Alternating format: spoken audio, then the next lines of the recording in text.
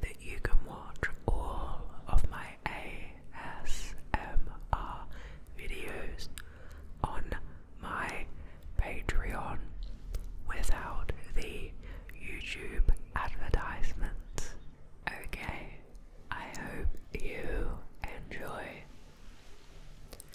The Kelly-Hopkinson encounter, also known as the Hopkinsville Goblins case or Kelly Green Men case. I do personally quite like goblins, so that's fun for me. Is a claimed close encounter with extraterrestrial beings that occurred near the communities of Kelly and Hopkinsville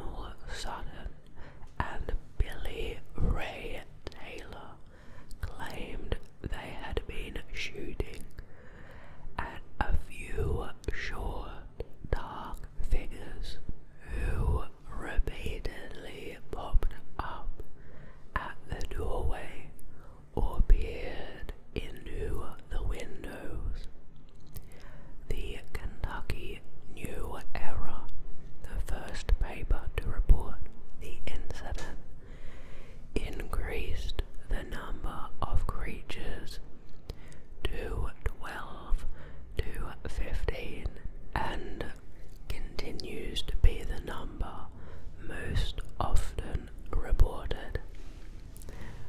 Naughty journalist. Concerned about a possible gun battle between local citizens, 4 city police officers, 5 state troopers, 3 deputy sheriffs, and 4 military police officers from the United States Army Fort Campbell drove to the Sutton farmhouse located near the town of Kelly in Christian County. Their search yielded no evidence apart from broken windows and holes in screens, probably the result of gunfire. That's quite a lot of people that they got out there.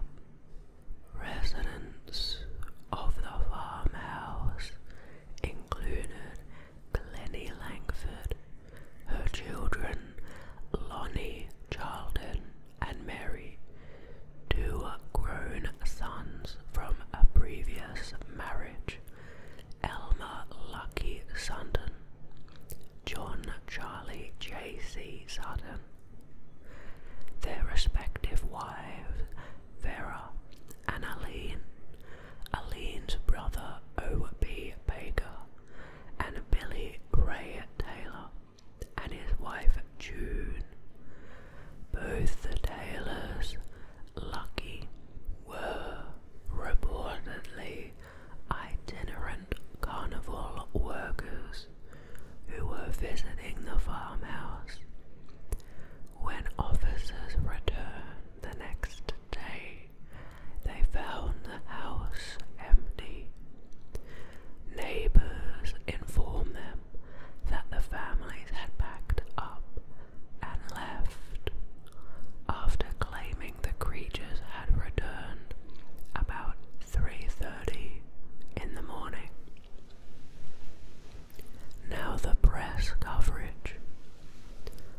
The family's claims received widespread coverage in local and national press. Early articles did not refer to little green men. The color was later added to some newspaper stories. Seems like these newspapers are adding some superfluous details. Estimates of the size of the alleged creature varies from 2 to 4 feet, 61 to 122 centimeters, and details such as large pointed ears, claw-like hands, eyes that glowed yellow, and spindly legs later appeared in various media. Now to the explanations. I find this one particularly interesting considering how many people were actually involved in the case. It's a bit different from a lot of UFO stories that I read. Psychologists Rodney Schmaltz and Scott Lilienfeld cited the alleged incident as an example of pseudoscience and an extraordinary claim to help students develop critical thinking skills. Although contemporary newspaper stories reported that all officials appeared to agree that there was no drinking involved, Schmaltz and Lilienfeld suggest that intoxication may have played a part in the sighting. The Committee for Skeptical and skeptic Joe Nickel, who we seem to read about a lot in these episodes, notes that the family could have misidentified eagle owls or great horned owls, which are nocturnal, fly silently, have yellow eyes, and aggressively defend their nest. According to Nickel, meteor sightings also occurred at the time that could explain Billy Ray Taylor's claim that he saw a bright light streak across the sky and disappear beyond a tree line some distance from the house. Author Brian Dunning noted that the height of the owls would be comparable to at least the lower end of the reported range of around 2 feet, which is 24 inches or 61 centimeters. And this is a quote: "There are simply too many similarities between the creatures reported by the families and an aggressive